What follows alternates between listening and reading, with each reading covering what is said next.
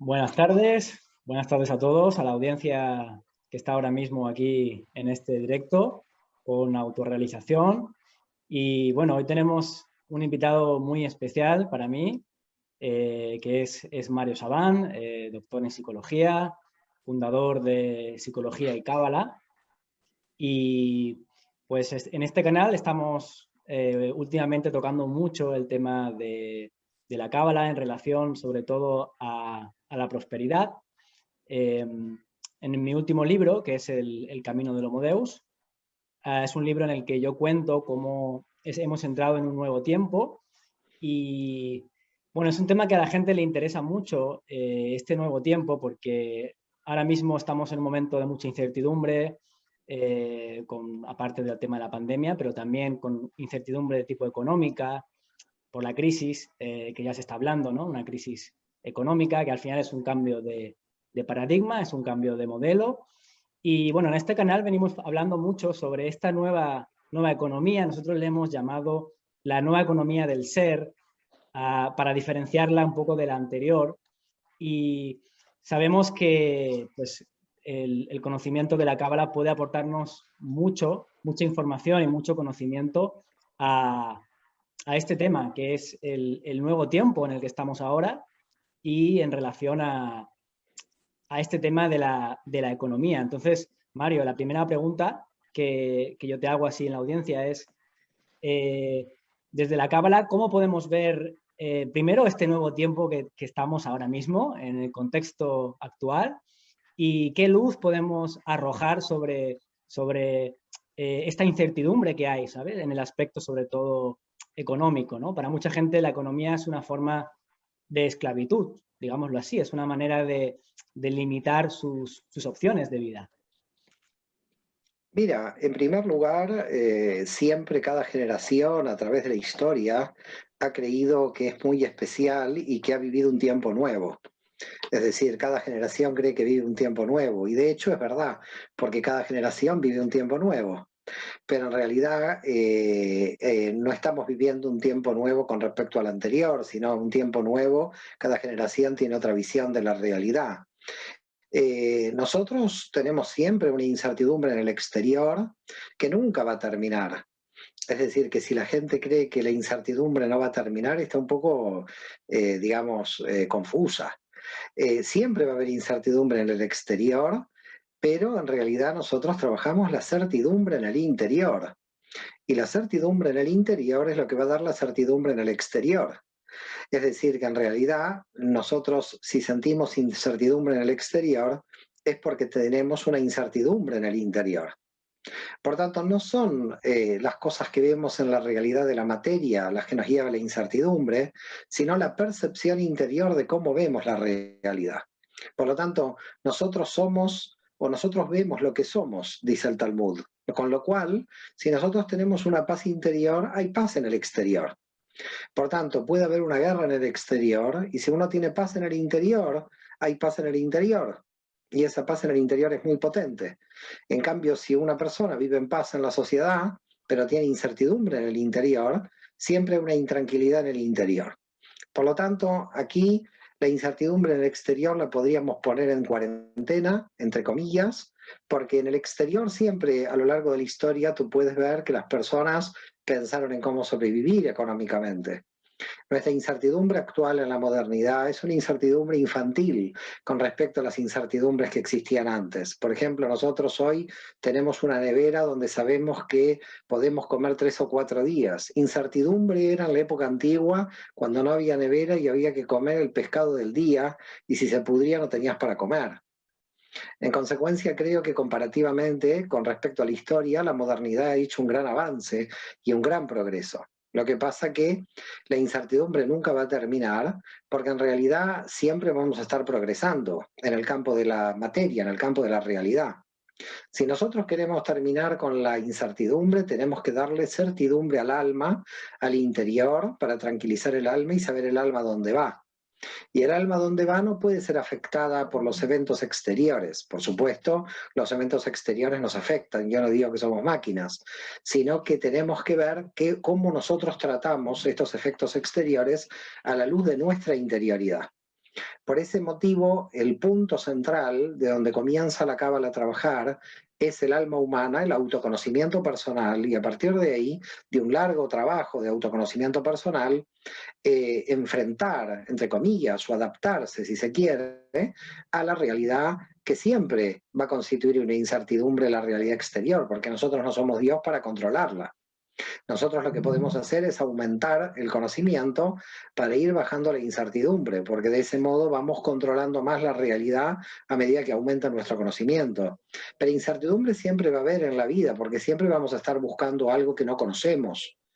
El tema es nuestra relación con lo que no conocemos. Si nuestra relación con lo que no conocemos es una relación de deseo positiva y de búsqueda, la incertidumbre es una gran alegría para nosotros, porque la incertidumbre hace que nosotros podamos seguir avanzando. Si nosotros le tenemos miedo al exterior, si no sabemos cómo avanzar hacia el exterior, si no tenemos métodos ni de conocimiento personal ni cómo funciona el exterior, indudablemente la incertidumbre va a ser más alta. Entonces, cada uno de nosotros no tiene la misma percepción de la incertidumbre.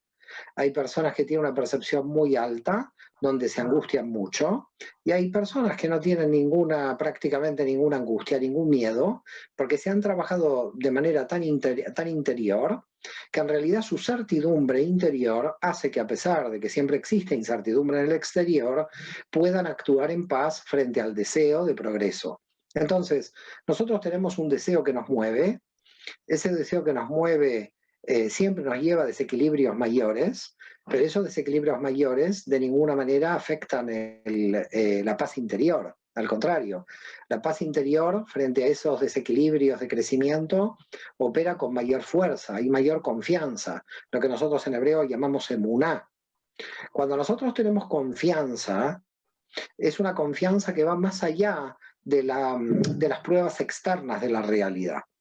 Es decir, nuestra confianza es en la energía interior que podemos desplegar en el exterior.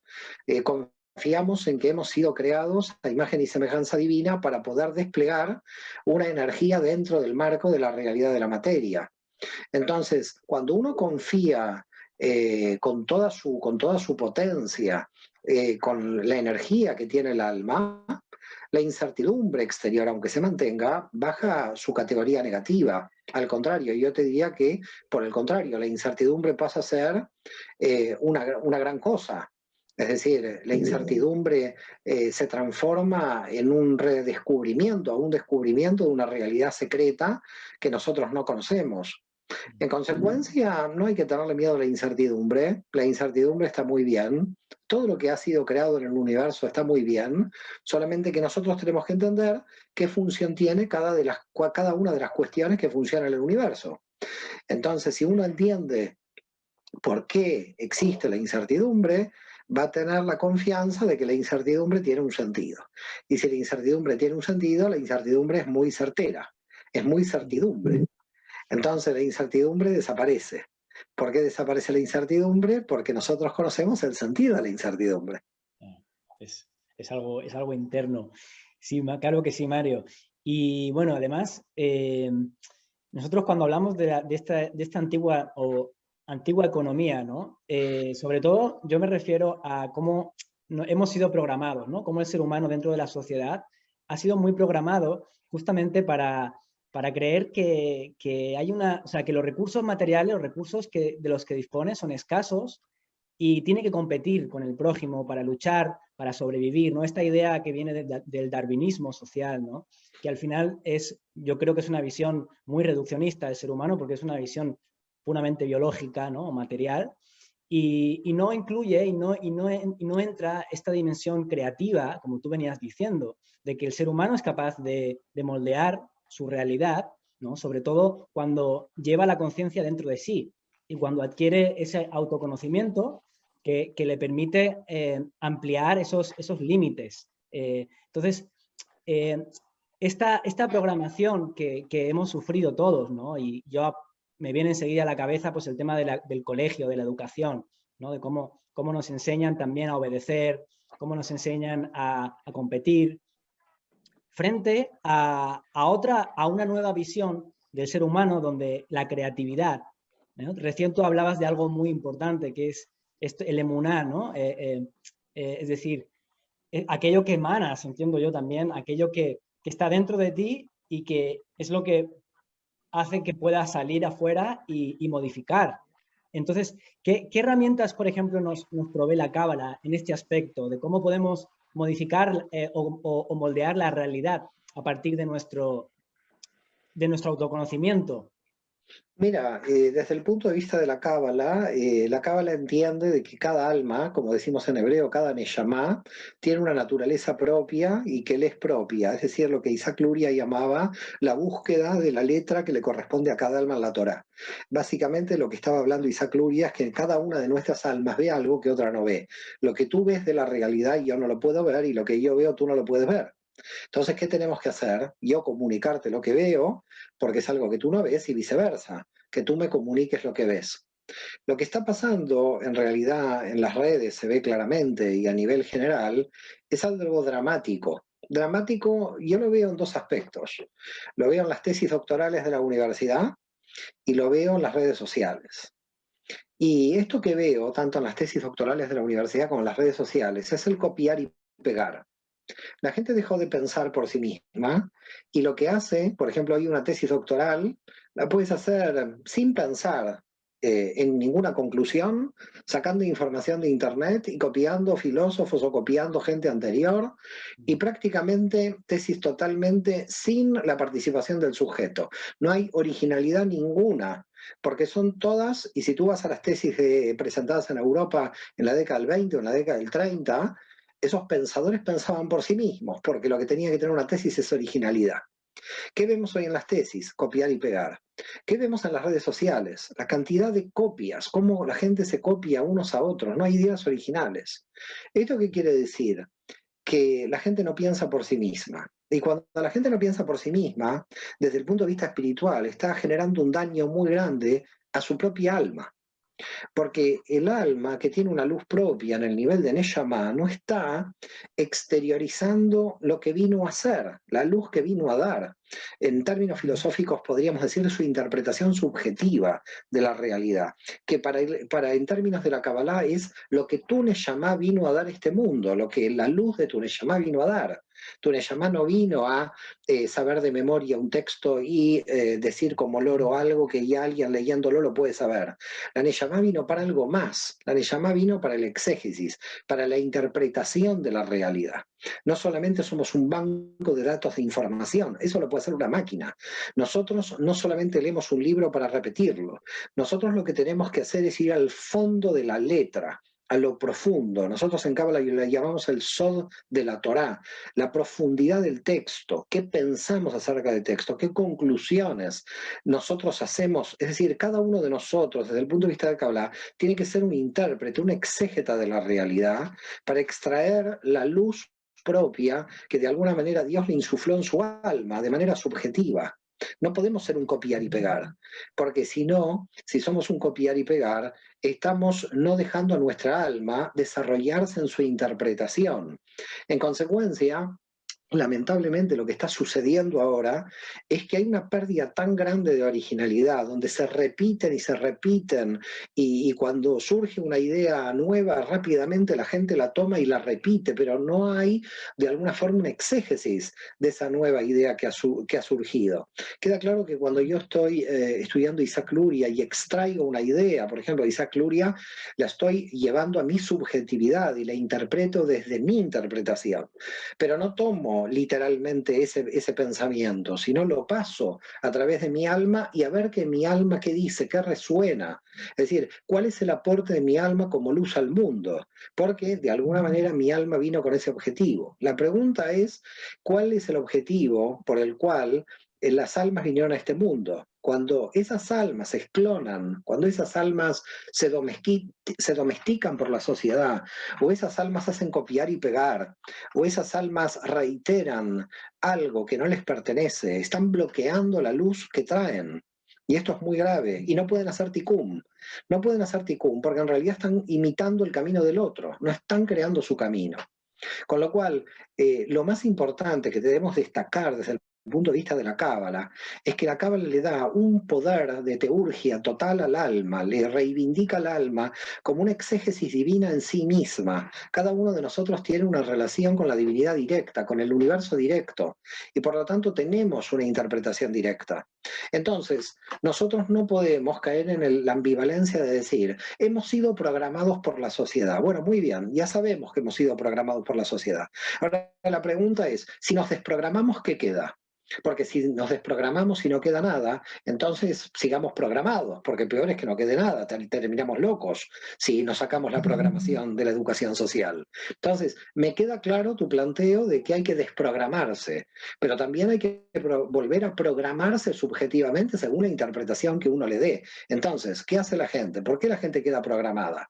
La gente queda programada porque no quiere ejercer el esfuerzo individual de leer, de estudiar y de hacer una exégesis, porque lo mejor es centrar. Entonces, lo que uno no puede hacer es, me quejo del adoctrinamiento social, pero cuando quiero salir del adoctrinamiento social, cambio por ahí alguna ideología que me permita tener unas respuestas antisistema contra el adoctrinamiento social y cambio otro adoctrinamiento. Entonces, si cambio de adoctrinamiento no tiene mucho sentido, me voy de izquierda a derecha o me voy de una teología a otra, ¿no? Es como un católico que pasa a ser evangélico, un evangélico que pasa a ser un mesiánico que pasa a ser... Pero el problema es que, ¿cuál es su interpretación? Porque pasa por diferentes grupos religiosos o diferentes grupos teológicos, pero ¿cuál es el aporte de su alma a este mundo? Este es el pensamiento clave, ¿no? La pregunta aquí es, volvemos a la idea de Luria y de toda la tradición de la Kabbalah. Y hay un cuento sobre esto en la tradición de la Kabbalah con Rapsucia, que decía, cuando Rapsucia suba, no le van a preguntar si fue Abraham, si fue Jacob o quién fue. Es decir, a Mario Sabana, al alma de Mario Sabana, le van a preguntar, ¿usted fue Abraham? ¿Usted fue Moisés? No, ¿usted fue usted? Entonces, a la pregunta si nosotros somos nosotros, es decir, a la pregunta si nuestra alma, que vino a un objetivo en esta realidad, está cumpliendo el objetivo de esta realidad, no podemos solamente hacer una crítica con respecto a la programación social, porque la crítica de la programación social se hace desde la Revolución Francesa hasta ahora, hasta los posmodernos. Toda Europa, todos los filósofos que leas de Europa, todos van por la misma línea. Hace 2 siglos y medio que en Europa se reitera la crítica a la domesticación social. Muy bien, sabemos que el alma está domesticada, pero después, ¿qué hacemos? Porque luego hay que desprogramar, pero ¿desprogramar para qué? ¿Para tomar otra ideología? No, porque volvemos a programarnos. Entonces, lo que tendríamos que hacer luego de desprogramarnos, como decía Schlag, no el Balazulam, sino el hijo, que deberíamos aniquilar toda la educación que tenemos para saber nuestra alma realmente lo que quiere. A mí me parece muy radical este concepto, pero se puede hacer de una manera bastante evolutiva. Es decir, se puede ir dejando a la vina con algún sistema de seguridad mientras vamos desprogramando. Es decir, no podemos desprogramar el 100% porque es una utopía. Tenemos que ir desprogramando partes en la desprogramación. Y en esas partes que vamos desprogramando, hay que darle algún tipo de pregunta-respuesta a lo que estamos desprogramando. Ahora, esa pregunta-respuesta a lo que estamos desprogramando implica mucho estudio, implica mucho análisis, e implica mucho estar sentado estudiando, no copiar y pegar. ¿Qué hace la gente? La gente toma la idea de otros, copia y pega, y en consecuencia, de alguna manera, no puede salir del paradigma social impuesto, porque no está sabiendo cómo salir. Entonces, desde la Cábala, ¿qué decimos? Desde la Cábala decimos, mire, usted puede salir de su programación social, pero para salir de la programación social tiene que hacer un gran esfuerzo intelectual, un gran esfuerzo espiritual. Ahora, cuando nosotros hablamos de esfuerzo, la gente sale volando, sale corriendo. Yo el esfuerzo no lo quiero hacer. Entonces, es ahí donde estamos con el problema. El problema es que la gente no realiza el esfuerzo de estudiar, no realiza el esfuerzo de meditar, no realiza el esfuerzo de interpretación y de alguna manera les es más fácil a la gente que le venga la comida congelada. No que tenga que hacer la comida uno. A la gente le gusta que le mastiquen el puré de patatas en la boca y se lo den. Y eso no es Cábala. Cábala es una tradición mística que aboga que que reafirma la importancia del sujeto, la importancia del alma en la rectificación de la Neyamá. Y en consecuencia, la rectificación de la Neyamá le corresponde, es responsabilidad de la propia Neyamá. Si yo estoy copiando una idea de otro, en realidad la Neyamá no se puede desarrollar. Entonces, hay que tener mucho cuidado. La crítica que tú me planteas es veraz, es real, pero después de esa crítica, la pregunta es ¿qué hacemos?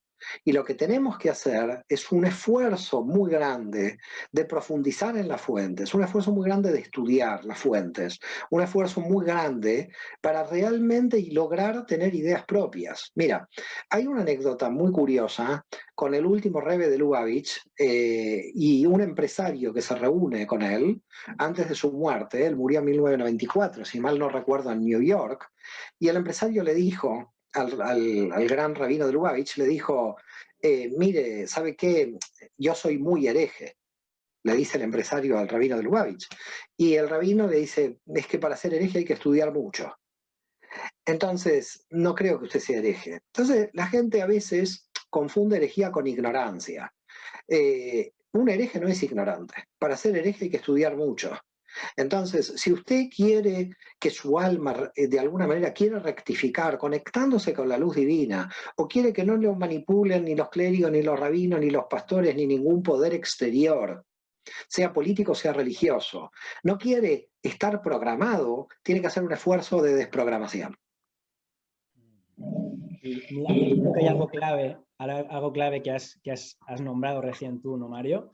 Que tiene, yo creo que es fundamental, es donde todo parte, ¿no? Cómo las personas se perciben a sí mismas, es decir, porque es muy diferente percibirse como un alma que ha venido a este mundo para entregar luz, es decir, que tiene algo auténtico, algo único, algo que no lo tiene otra persona, que ha venido para eso, ha venido para desplegar, ¿no? Podemos poner diferentes palabras, pero al final es desplegar un potencial, una luz en el mundo, y ahí la conciencia está puesta también en el dar, ¿no? En qué he venido yo a este mundo a dar. Y sin embargo, existe otra conciencia que quizás es mucho más generalizada, que está puesta además en el recibir, es decir, en, eh, y en creer también, claro, en identificarse más con el cuerpo, ¿no? Como yo soy el resultado de mis padres, yo he venido a este mundo, soy este cuerpo y claro, me encuentro que tengo que seguir pues adaptándome, ¿no? Para poder sobrevivir. Y yo creo que por ahí empieza todo, porque al final está claro que los paradigmas que tú has nombrado, el religioso, el económico, podríamos decir el político, el científico, están ahí para crear cierta seguridad también y para aportar poder, ¿no? Para muchas personas es una forma, los paradigmas es una forma también de conseguir poder, ya sea escalando dentro de cada paradigma o simplemente utilizándolo. Pero ahí la conciencia está más puesta en el recibir, como en el sobrevivir, como en la parte de, para sobrevivir tengo que utilizar estos programas. Pero claro, no hay trascendencia, ahí no hay sentido profundo, es simplemente estamos en un nivel de supervivencia, entiendo yo, de especie. Bueno, eso depende de cada alma, depende de la conciencia de cada uno, no se puede generalizar. Hay personas que están en ese nivel y personas que no están en ese nivel. Lo que tú estás planteando se llama en la Kabbalah el universo de Asia, el universo puramente biológico. Cuidado que el recibir no se puede reducir solamente al campo de la materia, porque nosotros tenemos que recibir enseñanzas para poder darlas. Ya no puedo dar una clase si no he recibido, con lo cual el recibir no está mal. El problema es recibir qué y en qué nivel. Entonces, no se puede atacar el recibir contra el dar o el dar contra el recibir, al contrario, ambos son importantes. El problema es en qué nivel operativo. Y yo creo que por las palabras que tú estás diciendo, estás operando solamente en el universo de Asia, que es el universo de la materia. Y el problema del universo de la materia es que es un universo de instrumentos para que nos podamos elevar a otros universos superiores. Es decir, si hay gente que tiene, lamentablemente, una conciencia solamente biológica, biológica, queda claro que solamente operará en ese campo, en el campo de la materia. Lo que pasa es que no estamos diseñados para eso, y el campo de la materia lleva un vacío existencial muy grande en las personas, porque no estamos diseñados para solamente actuar en el campo de la materia. El diseño de nuestra estructura es para trascender el universo hacia ira y etzirá e ira bría. Aquellos que solamente entiendan que somos un sujeto biológico totalmente manipulado por las leyes de la materia, como los materialistas del siglo XX, sean capitalistas o marxistas, que solamente entendían que el materialismo era la base de la realidad, fallan porque hay estructuras profundas, como lo demostró luego la psicología, que nos llevan al universo de Yetzirah, ¿no? al universo de las emociones, o a toda una dinámica que va más allá de la materia del universo de Asia. Pero la Cábala demuestra que hay universos todavía más elevados, cosmogónicamente hablando, que tenemos que descentralizar el yo psicológico para elevarnos aún más a la Neshama cosmogónica. Es decir, tenemos que seguir subiendo. La conciencia puede seguir subiendo a niveles más allá del cuerpo, más allá del sujeto. Entonces, cuando tú planteas de que una persona, o que muchas, o que culturalmente el paradigma es materialista, yo te diría que ese paradigma ya se está cayendo. No se puede sostener. No se puede sostener porque el sujeto mismo que lo quiere sostener se encuentra rápidamente con el vacío existencial a nivel emocional. Entonces, una persona puede tener un auto, puede tener dos, puede tener tres, pero llega un momento que esa no puede ser el sentido de su vida. Entonces, la materia tiene como deseo finito dentro de la realidad un límite. Es decir, hay un límite que no lo decimos desde la Kabbalah simplemente. Hay estudios de varias universidades americanas, cuando a una persona le pones no sé cuántos millones de dólares luego, la curva de felicidad va bajando.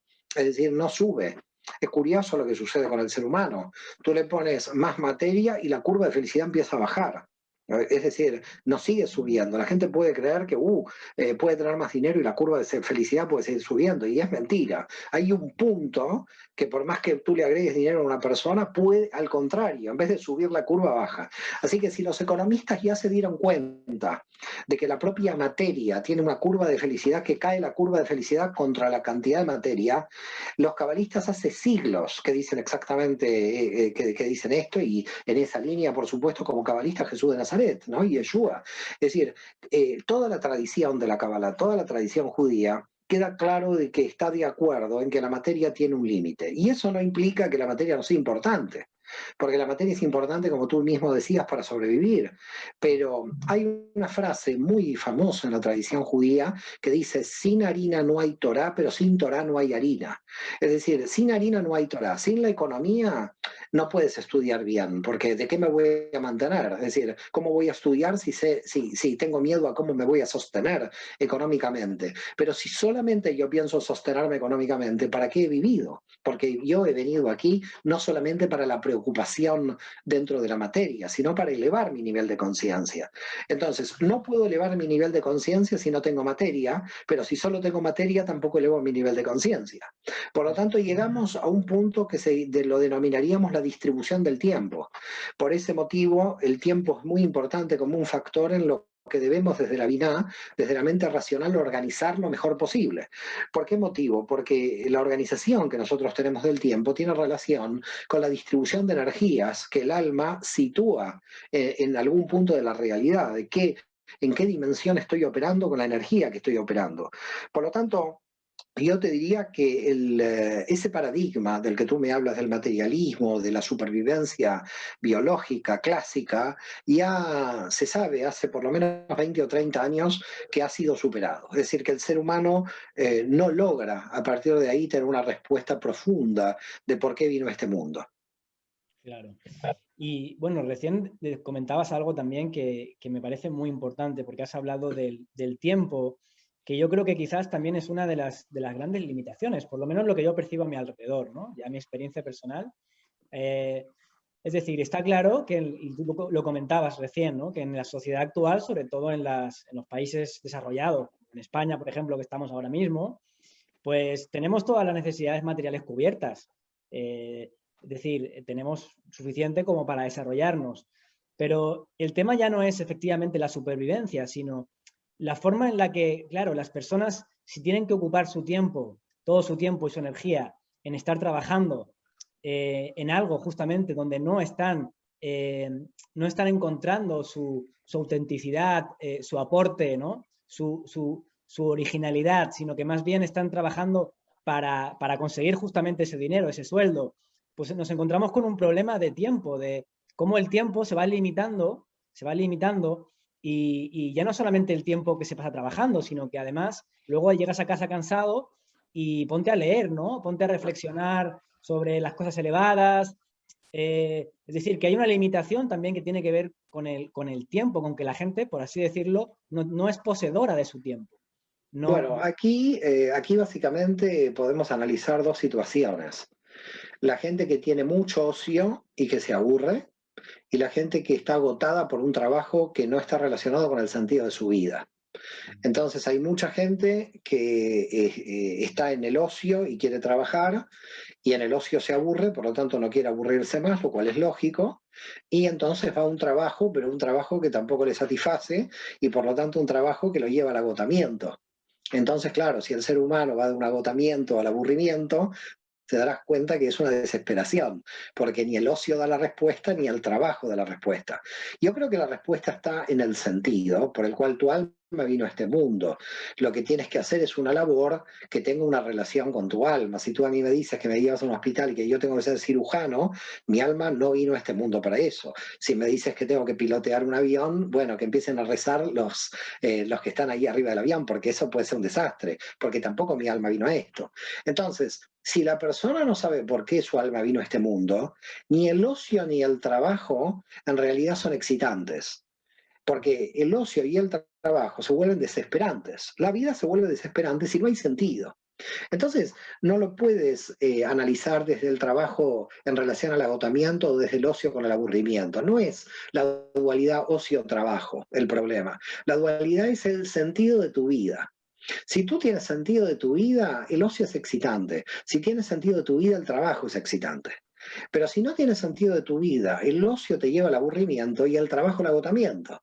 Por lo tanto, no es el ocio versus el trabajo, es el sentido de la vida que opera por arriba del ocio y el trabajo que hace que una persona viva feliz en el momento de ocio y en el momento de trabajo. Ahora, el trabajo tiene que exteriorizar indudablemente el sentido por el cual el alma vino a este mundo. Y queda claro que mucha gente, lamentablemente, como tú muy bien dices, de repente puede estar en trabajos para mantener a su familia que realmente no le apetecen. ¿Qué tendría que hacer? Con el tiempo tendría que luchar para cumplir su sueño, para que la pasión por la cual vino a esta realidad pueda desarrollarla. Es decir, no en todos los casos se podrá, pero hay que hacer un esfuerzo.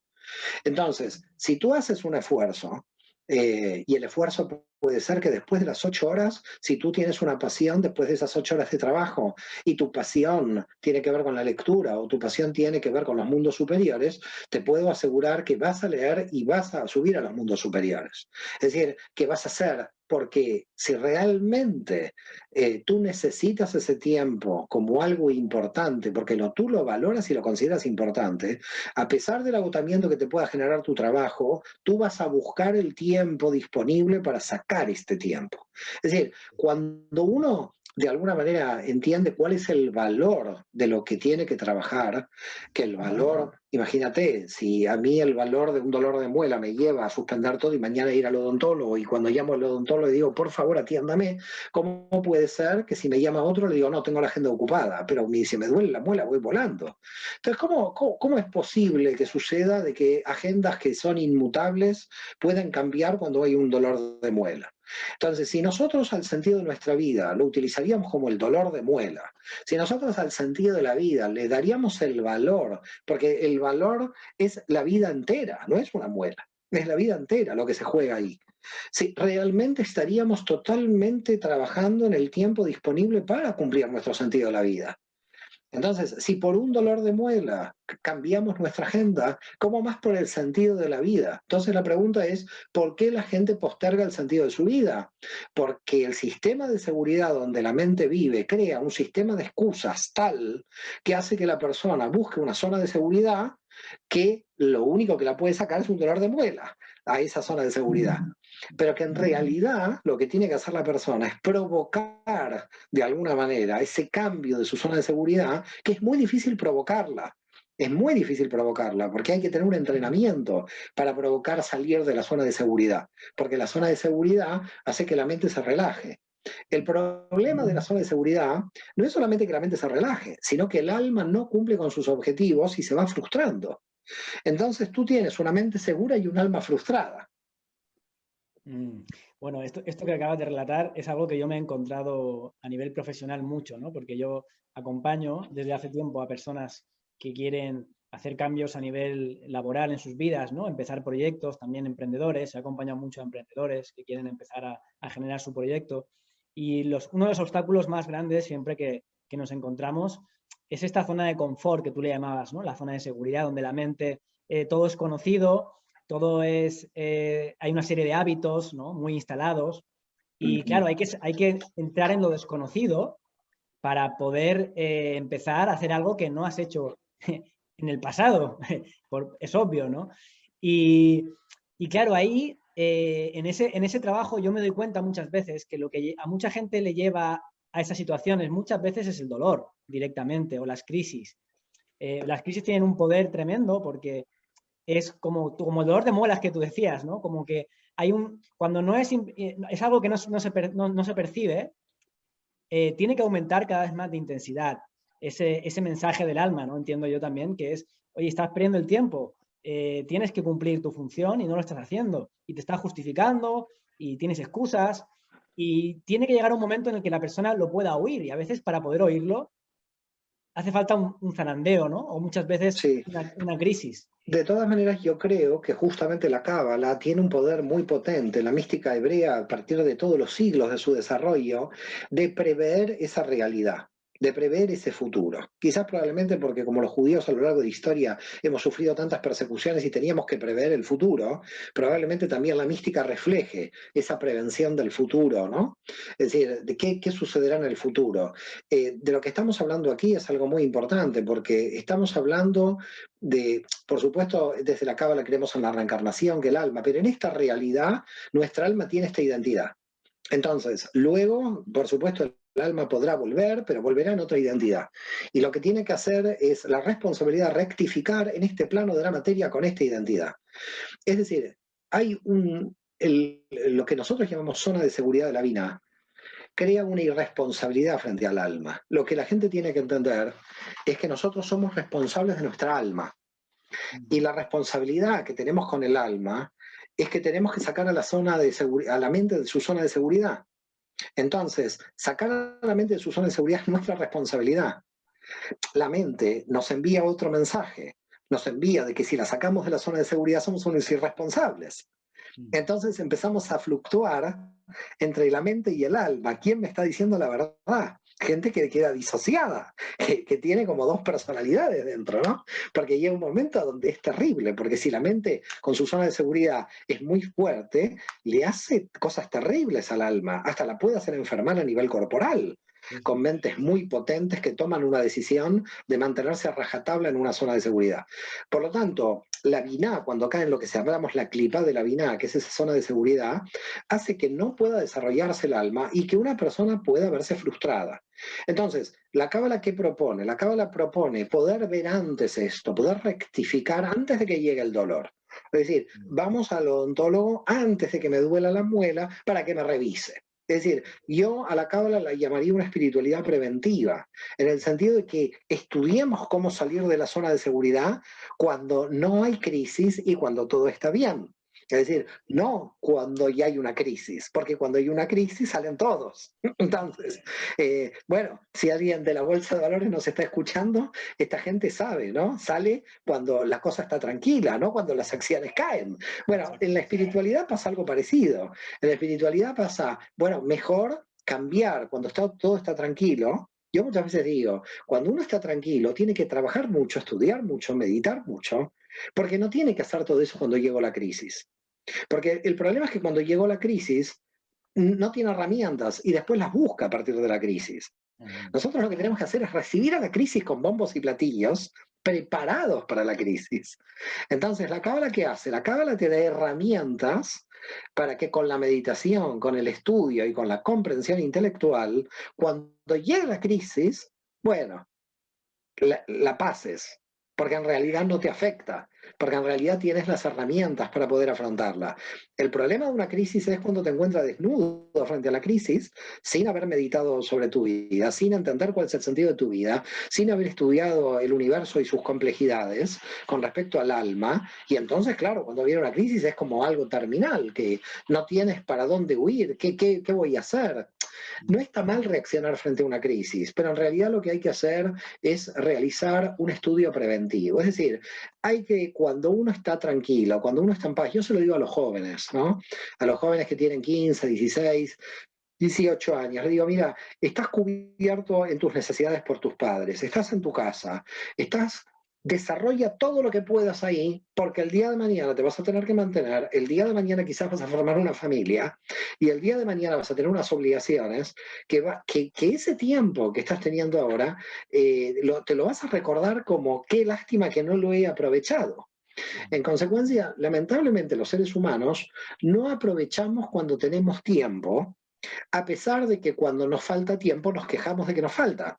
La pandemia fue un claro caso. Todo el mundo nos quejábamos hasta que llegó la pandemia y el confinamiento, que nadie tenía tiempo, y de repente nos encontramos a partir del 13 o 15 de marzo del 2020 con todo el tiempo disponible, 24 horas. La gente se desesperó, la gente no sabía qué hacer, a pesar de que se había quejado. Por lo tanto, aquí la cuestión no es una crítica al sistema, aquí no es una cuestión de nos falta tiempo, aquí es una cuestión de realmente entrenarse anticipadamente para cuando la crisis llegue y encontrarnos ahí sin crisis, porque cuando uno está entrenado, la crisis llega pero uno no la ve, porque tiene tal nivel de entrenamiento que no puede sentir esa crisis. Y esto yo lo veo como una clave, ¿eh? El entrenamiento, la disciplina, ¿no? Que al final, porque también hay un tema aquí, ¿no? Que yo tengo mucha gente también ¿no? que me sigue y bueno, también amigos y es un tema que es como que la espiritualidad la espiritualidad que atrae a mucha gente, a muchos jóvenes sobre todo, es una espiritualidad que se ha vendido mucho como de falta de disciplina, y estoy pensando sobre todo en una espiritualidad más bien del fluir, muchas veces quizás en contraposición con la disciplina que uno a lo mejor ha vivido dentro de lo que es la sociedad, ¿no? Como del estudio, el deporte. Entonces, a mí me viene a la mente mucho el New Age, ¿no? La New Age, como algo que realmente tiene más que ver con disfrutar que con esforzarse, ¿no? A nivel espiritual. Es que Y yo creo que lo que tú planteas es una dualidad que no debería existir. Y yo creo que el esfuerzo tiene que ser simultáneo al disfrute. Creo que justamente el problema del planteo tuyo es cómo nos han dividido en esta división que tú has mencionado entre el esfuerzo y el disfrute. Creo que los que disfrutan es porque no disfrutan el esfuerzo, y creo que los que se esfuerzan también no lo disfrutan porque creen que el esfuerzo carece de disfrute. Es decir, lamentablemente en Occidente tenemos que los que se esfuerzan se exigen sin placer, y los que quieren placer disfrutan sin realizar esfuerzo.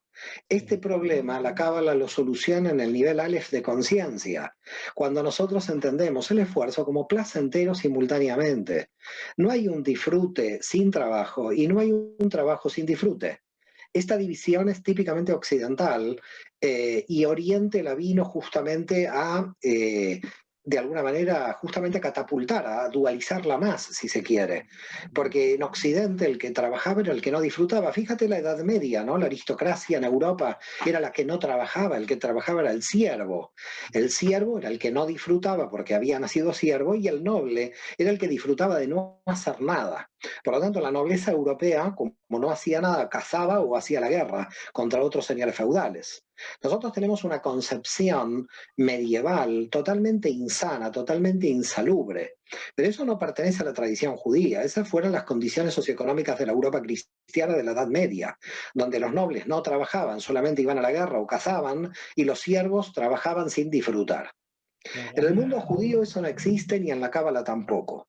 En el mundo judío el trabajo se disfruta y cuando la gente dice por qué los judíos trabajan tanto, es porque en realidad disfrutamos como locos. A mí cuando alguien me pregunta por qué yo trabajo tanto, cuánto esfuerzo algo, yo digo yo nunca trabajo, yo estoy todo el día jugando, yo estoy disfrutando todo el día.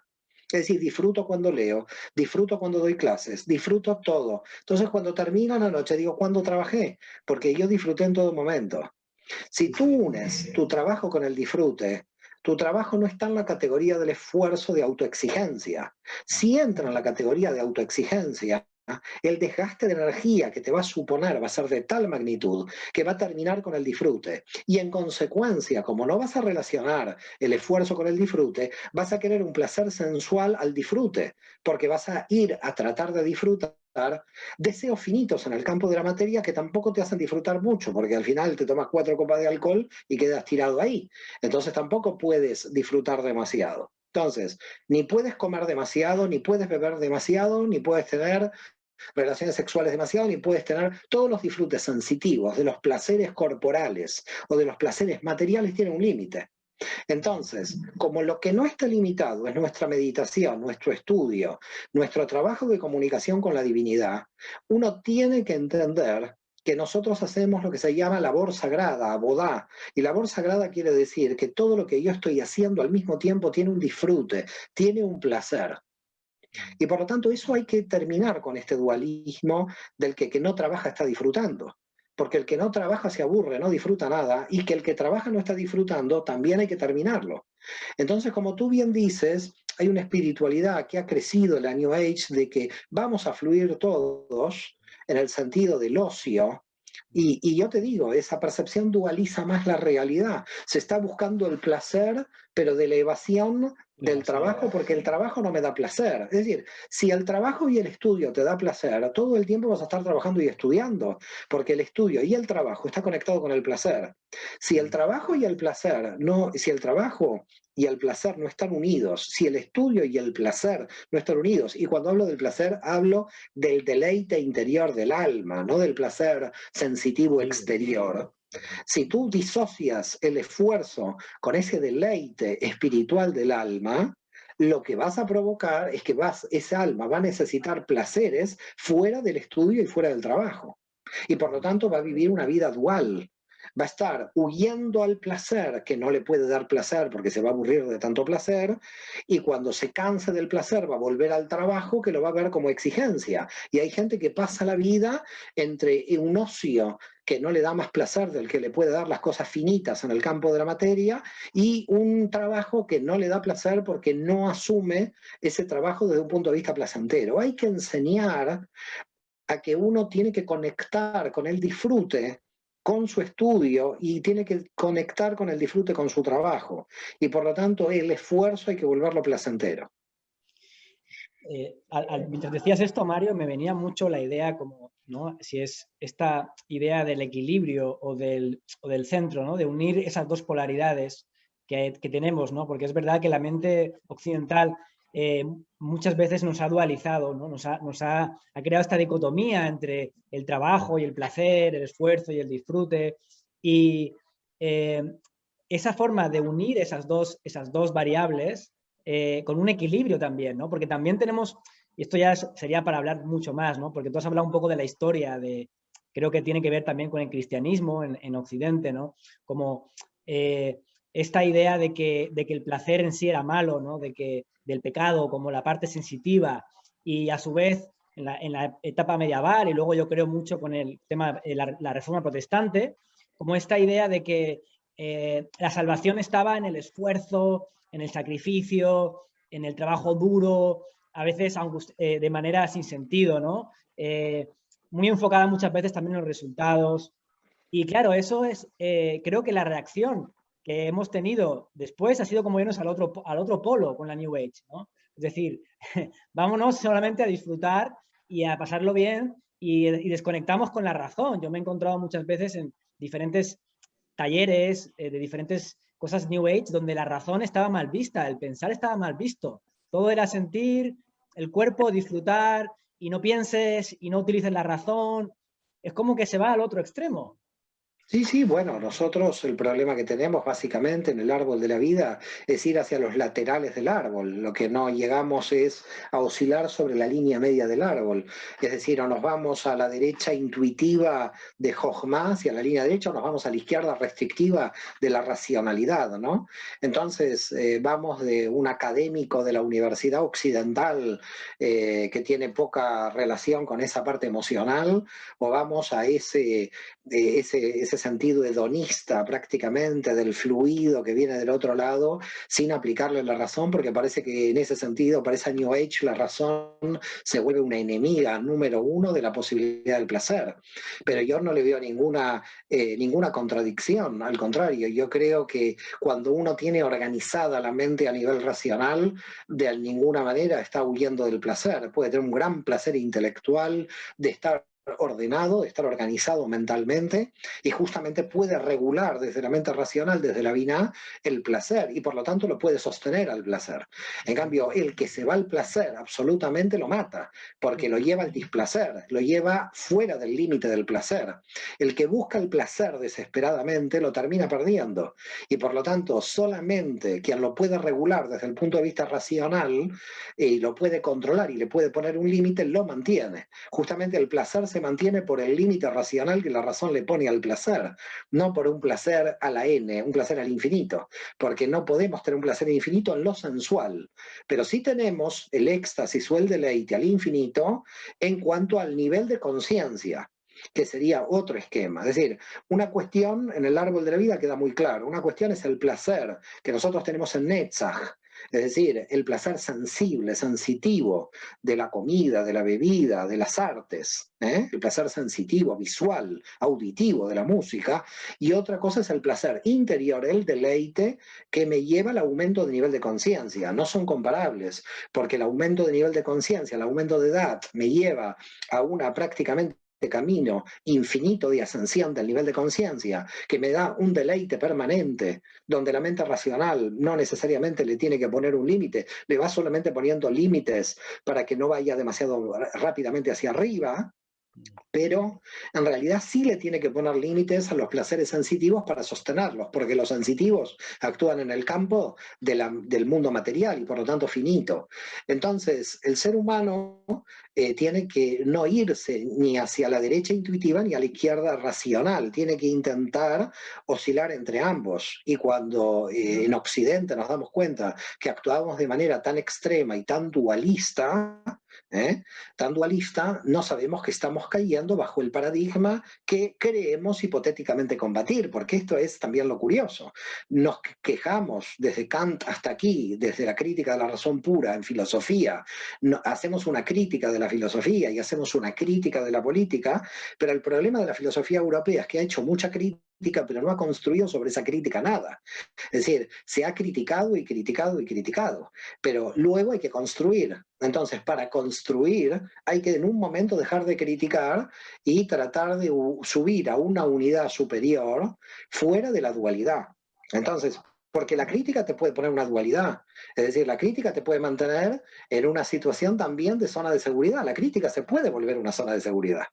Sí, sí. Por lo tanto, yo critico, pero no me muevo. Entonces me vuelvo una zona de seguridad, pero una zona de seguridad más perversa, porque el crítico cree teóricamente que está saliendo de la zona de seguridad, con lo cual crea una zona de seguridad de la que él no se da cuenta de que está entrando. Totalmente, ¿no?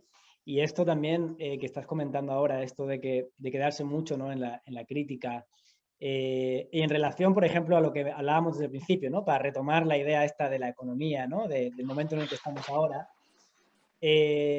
Claro, yo me he dado cuenta también, ¿no? De que cuando uno, por ejemplo, se pone a ver vídeos en YouTube o información, ¿no? Estamos en un momento en el que hay mucha crítica de, por ejemplo, del sistema monetario, cómo funciona, ¿no? La moneda fiat, que tenemos que cambiar del sistema monetario porque el sistema monetario no funciona. Y claro, tenemos que empezar a dar propuestas, a ser creativos, a decir, bueno, ¿cómo vamos a construir algo nuevo sobre esto? ¿Cómo vamos a aportar algo nuevo? ¿No? Yo creo que es mucho más interesante el diálogo también de crear cosas nuevas, de aportar, que quedarnos simplemente en la crítica, en que el modelo no funciona, que este modelo no funciona, que este modelo no funciona. Y aquí es un aspecto, por ejemplo, yo lo trabajo bastante, ¿no? El tema estamos trabajando el tema de la economía porque también creemos que tenemos que aprender a relacionarnos con el dinero de una manera diferente, de una nueva manera, ¿no? Que ojalá la economía esté mucho más enfocada en el propósito de cada persona, es decir, que cada persona realmente pueda aportar el valor que tiene y que ha venido a dar. Y vamos a salir todos beneficiados, es que eso beneficia a todo el mundo, que cada alma, cada persona pueda aportar su valor auténtico, nos va a beneficiar a todos como sociedad, ¿no? Entonces, Totalmente de acuerdo, absolutamente de acuerdo contigo, esto me queda clarísimo. Por ese motivo, el cambio, la evolución viene a partir de cada una de las almas. No es un cambio de sistema, porque tú cambias el sistema con el mismo nivel de conciencia y no llegamos a ninguna parte. El problema viene del cambio de nivel de conciencia, no es un problema de sistema. Tú cambias de sistema, tú una persona con un nivel de conciencia X, la cambias de religión y se va a esa religión con ese mismo nivel de conciencia. Por lo tanto, aunque la cambias de religión 10 veces, el nivel de conciencia no cambia, es lo mismo. Entonces, lo que hay que tratar de entender es que tenemos que tener metodologías por la cual la persona cambie el nivel de conciencia y no se quede en esa posición crítica donde, te vuelvo a reiterar, se puede volver una zona de seguridad. A mi modo de ver, hay una gran diferencia entre la época de la Ilustración del siglo XVIII con respecto a nosotros en el siglo XXI, donde en el siglo XVIII había pensadores que podemos estar o no de acuerdo. Yo creo que son los fundadores de la democracia, ¿no? Rousseau, Montesquieu y todos ellos, Voltaire, donde crearon propuestas y una organización, y cuando las monarquías absolutas se vinieron abajo, apareció la república, apareció un sistema que ellos habían delineado mentalmente a través de la Ilustración. Nosotros hoy no tenemos Ilustración. Nosotros tenemos un problema. Nosotros el problema que tenemos es copiar y pegar. No hay ideas. Es decir, tenemos un mundo sin ideas. Y un mundo sin ideas es un mundo muy peligroso, porque es un mundo donde cuando un paradigma se cae, ¿qué paradigma lo va a reemplazar? Porque no hay un paradigma que lo pueda reemplazar, porque no hay pensadores que no han hecho el trabajo de profundidad para cambiar el paradigma. Y yo tengo de todas maneras siempre, probablemente por mi condición de judío, de siempre tener esperanza. ¿No? Como decía Einstein, el pesimismo para un judío es un lujo. Siempre tengo esperanza en que el ser humano, el alma humana, eleve su nivel de conciencia y a partir de la elevación del nivel de conciencia podamos crear un mundo mejor. Pero es verdad que faltan ideas, que falta estructura de ideas, que faltan programas. Para eso se necesita esfuerzo. Y para realmente que el alma despliegue esfuerzo, se necesitan no más excusas. Por lo tanto, yo creo que hemos terminado la época de la crítica y tiene que empezar la época de la construcción. Es decir, ¿qué vamos a construir? Ya lo que está criticado lo hemos criticado suficiente, pero que la crítica, como ya te dije, no nos lleve a una zona de seguridad que todavía es más falaz, porque parece que al criticarla no la vemos como zona de seguridad. Creo que estamos ante un momento muy interesante, todas las teologías se están derrumbando, las religiones tradicionales no están pudiendo soportar de que las almas se unan con la divinidad directamente, las ideologías se pulverizan, es decir, no hay ni izquierda ni derecha, solamente los políticos se quedaron hablando solos en términos de que la gente ya no entiende ni directamente, están totalmente alejados todo el mundo, en todos los países hay un alejamiento muy grande del tema político, lo cual para mí es un punto fundamental, una clave fundamental. La indiferencia política que hay hoy y la indiferencia religiosa es un motor importantísimo para el cambio de paradigma. Es decir, creo que yo, al contrario, no lo veo como negativo, lo veo como muy positivo. La gente se está apoderando de manera autónoma del poder de su alma, lo cual nos va a llevar a un modelo muy interesante a partir de este cambio que en el silencio, que ni las instituciones religiosas ni políticas se están dando cuenta de lo que pasa en la sociedad. Ha habido una bifurcación en los últimos 30 años de los intereses de las instituciones con los intereses del sujeto. Las sociedades van muy aceleradas creciendo y las instituciones están muy atrasadas en su crecimiento. Y esta bifurcación en algún momento se va a ver, realmente que la estamos sintiendo, esta bifurcación, la bifurcación si se sigue ahondando más, va a llegar a un punto donde el sistema va a sentirse totalmente indiferente frente a individuos que van a tener absolutamente todo el poder autónomo. En ese momento, vamos a llegar a ese momento y veremos cómo los sistemas van a tratar este tema. Vamos a ver que el sistema en general no muere, intenta no morir, va a intentar por todos los medios intentar de vivir. Pero el alma y la libertad del individuo, y ahora que estamos entrando en Pesaj, en la Pascua hebrea, siempre el alma supera las instituciones, siempre el poder del ser humano, aunque sea gaseado, aunque sea martirizado, siempre el alma en su poder interior termina teniendo el poder de Dios, el poder de la comunicación directa con la divinidad, y por lo tanto no hay poder humano que termine con el alma humana. Muy bueno, Mario. Pues en eso confiamos, ¿no? Confiamos en esa esperanza y en poner el foco, como tú dices, como bien dices, en la evolución de la conciencia, en el crecimiento de la conciencia, porque evidentemente sí que es verdad que estos paradigmas están cayendo y están apareciendo cosas muy interesantes, pero también yo, por ejemplo, veo que hay mucha esperanza puesta en la tecnología, ¿eh? Y hablo, por ejemplo, ahora del tema de las criptomonedas, como el cambio de la economía, el cambio del dinero, el cambio... Pero claro, si las personas no cambian, no aumentan su conciencia, por mucha tecnología que tengamos, al final vamos a hacer el mismo uso. Es decir, yo creo que la clave está en esa mejora de la conciencia. La tecnología está claro que puede ayudar mucho, y no sé si tú tendrás la misma opinión que yo de respecto a la tecnología externa. La tecnología puede ayudar al alma, pero siempre y cuando el alma esté creciendo, o sea, el alma tenga ese poder sobre la tecnología, ¿no? Porque si no, simplemente nos convertimos en esclavos de la tecnología, por así decirlo. Así es, así es. La verdad, Víctor, un placer muy, muy grande estar aquí contigo. Un gusto enorme. Gracias por tu entrevista, que he disfrutado. Y no puedo creer que ha pasado una hora. Es impresionante. Mario, pues un placer tenerte aquí. Ojalá otro momento podamos también compartir.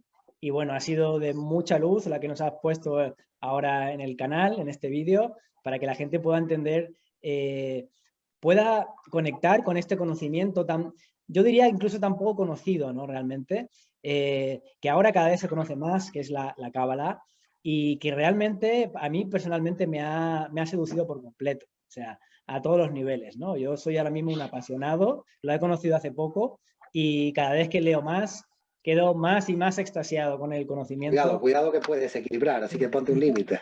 Sí.